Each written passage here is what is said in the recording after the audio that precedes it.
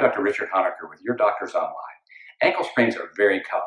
They occur when the ankle slips inward. We call that inversion. And what happens is the three ligaments of the ankle, there's a front one, a middle one, and a back one, tend to tear and sprain in order, first, second, and third. Now, grade 1 sprain is when you just sort of have some bruising and swelling, and you can kind of walk that off. That doesn't take much recovery time, maybe a week, maybe 2.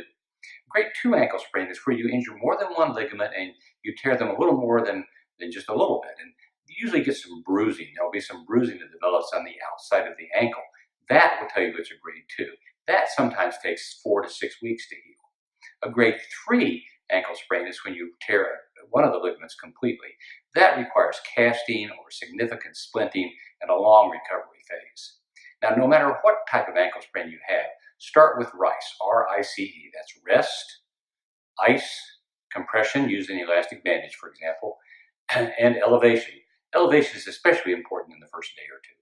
Now, if your ankle doesn't improve on its own pretty quickly, or if you think you have a grade 2 or grade 3, you ought to see your doctor.